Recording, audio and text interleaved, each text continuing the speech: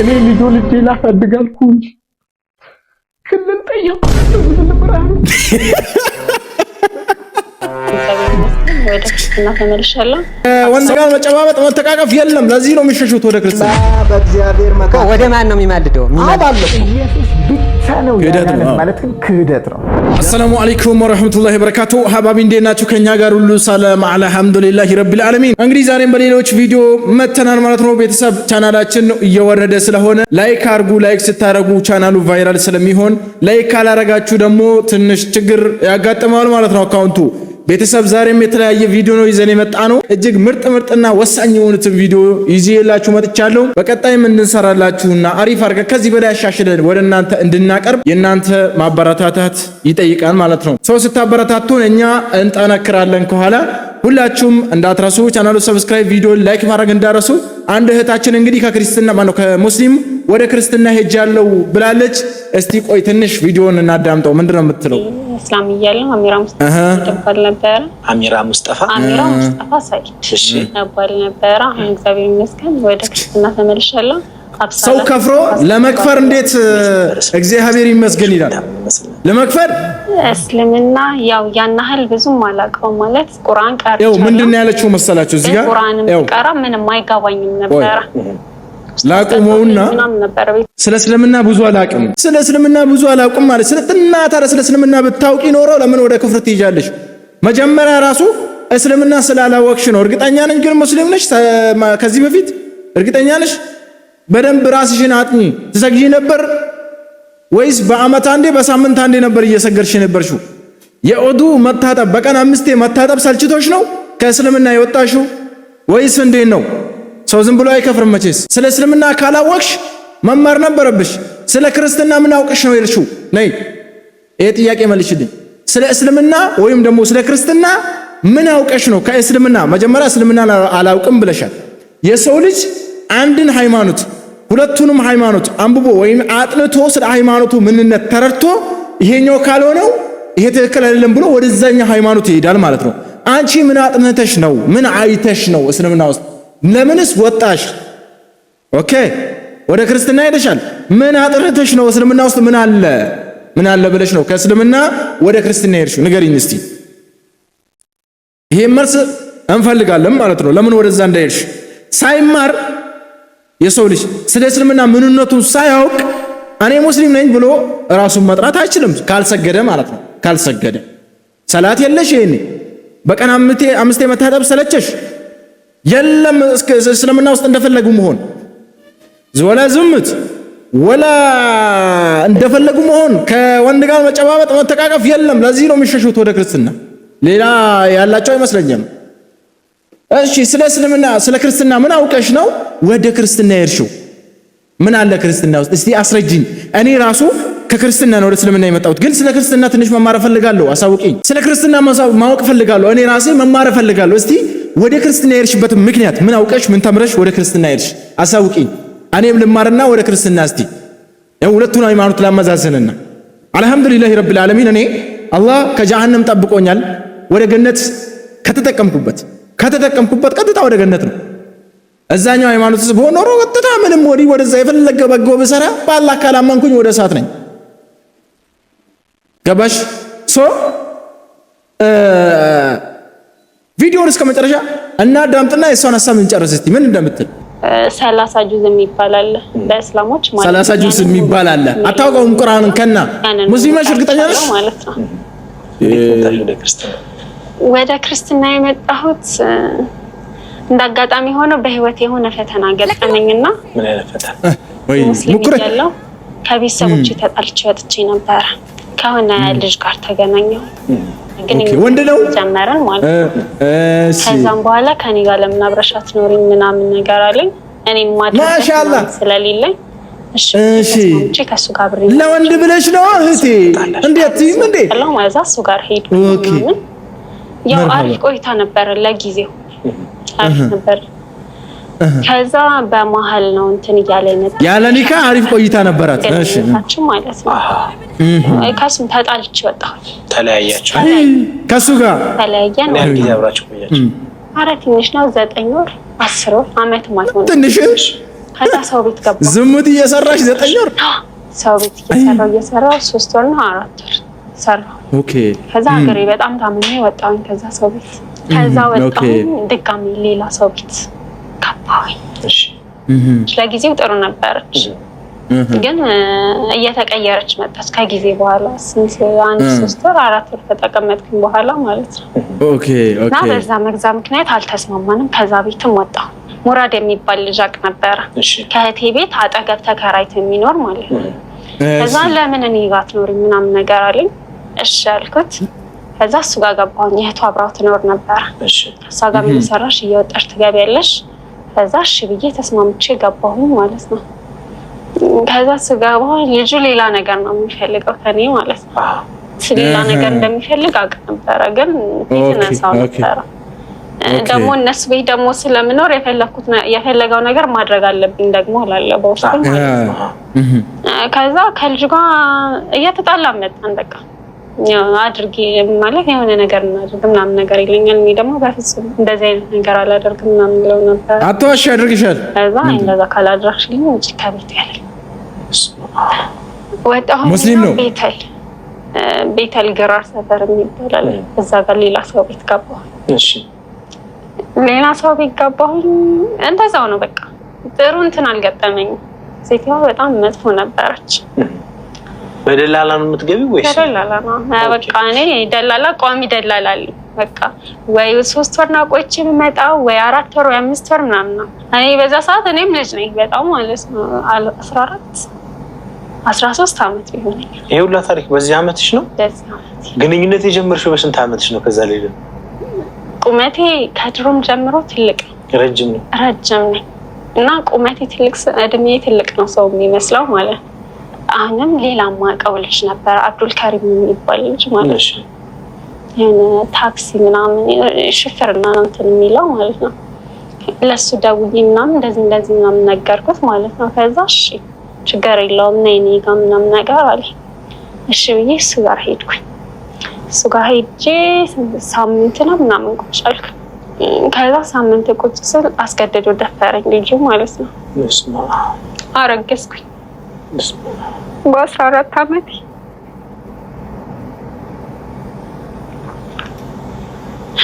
አይዞሽ ተረጋጊ። ከዛ በ14 ዓመቴ አረገዝኩኝ። 14 ዓመት ከምናምን ሆኖ ነበረ አረገዝኩኝ። እንዳረገዝኩኝ የሚያወቅኩት ልጁ ሆዴ ላይ ሲፈራገጥ ነው እንጂ አላውቅም ነበር። ውስጥ የዛኔ 6 ወር ሆኖኛል፣ 5 ወር ሆኖኛል። ዝም ብሎ ያሳክከኛል። ከዛ ሆስፒታል ሄደሽ ለምን አትመረመሪም ምናምን ሲሉኝ ሄድኩኝ። ከዛ ሲሄድ እንደዚህ ያክል ነፍሰ ጡር ነሽ። ነገሩ ማሳዘንም አለው ትንሽ ማስከፋትም አለው። የሰው ልጅ ለሰው ብሎ አይደለም የሚከፍረው። የሰው ልጅ የፈለገ በደል ላደርስብሽ ይችላል። ገባሽ? የፈለገ በደል ላደርስብሽ ይችላል የሰው ልጅ። ግን ለሰው ልጅ ብለሽ ወደ ከክርስትና ማነው ከእስልምና ወደ ክርስትና ወደ ክፍር አላህን በመካድ ፈተናውን አላለፍሽም። አላህ ፈትኖሻል፣ ነገር ግን ፈተናውን አላለፍሽም። እኔ በአንድ በኩል እደግፍሻለሁ፣ አስገድዶ በመደፈር በዛ በኩል እደግፍሻለሁ በአንቺ በኩል ላይ። ምክንያቱም ተገደሻል፣ ያለ ፍላጎትሽ ነው፣ አላህም አይወድም። በዚህ በኩል ደግፍሻለሁ። ነገር ግን ከእስልምና ወጥቼ ወደ ክርስትና ገባው የምትይ ቦታ አልስማማበትም። በዛ ቦታ አልስማማበትም። ምክንያቱም በአንድ አላህን የከፈርሽው በዓለማቱ ጌታ ነው የከፈርሽው። እያበላሽ እየቀለበሽ አላሁ ሱብሓነሁ ወተዓላ ገበሽ ጤንነት ሙሉ ሰጥቶሽ ሰርተሽ እንድትበይ እጅግር ሰጥቶሽ በአላህ ላይ መካድ የሚቀልበው ሌላ የምታመልኪው ሌላ እንዴት ይሆናል? አላህ ፈትኖሽ ነበር፣ ፈተናውን ርቀሻል። በምን በመክፈር መጀመሪያውንስ እየሰገድሽ ነበር።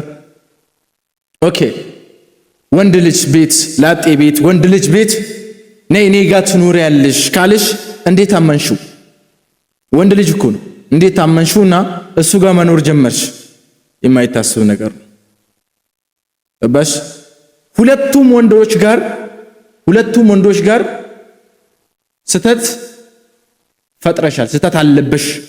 ምክንያቱም ያለ ኒካ ወይም ደግሞ ካልተጋባሽ እንዴት የላጤ ቤት የወንድ ቤት እንዴት ትኖሪያለሽ?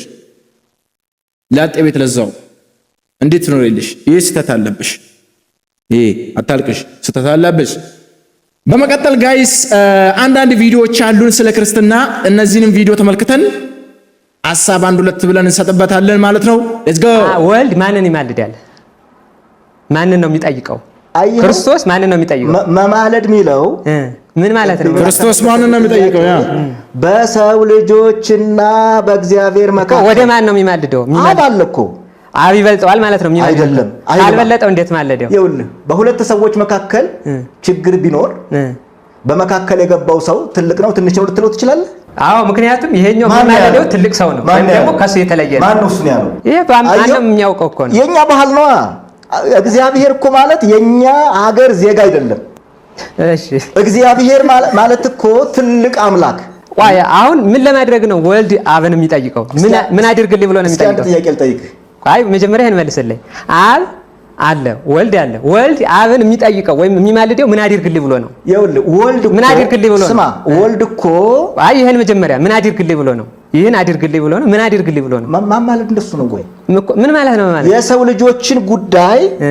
ልጆችን ጉዳይ እኮ ወክሎ ለምሳሌ እሱ ማድረግ ስለማይችል ነው። ስማኛ፣ እኔ ደግሞ ልናገር። እሺ፣ ወልድ እኮ ወደዚህ ምድር የመጣው የሰው ልጆች ሊሰሩት የማይችሉት ወደ እግዚአብሔር መቅረብ ስለማይችሉ ራሳቸውን ማዳን የማይችሉ ለኃጢአት የተሸነፉ ለሰይጣን የተሸነፉ ለሞት ፍርሃት የተሸነፉ ሆነው ስለተገኙ እግዚአብሔር ወልድ ሰው መሆን አስፈለገው።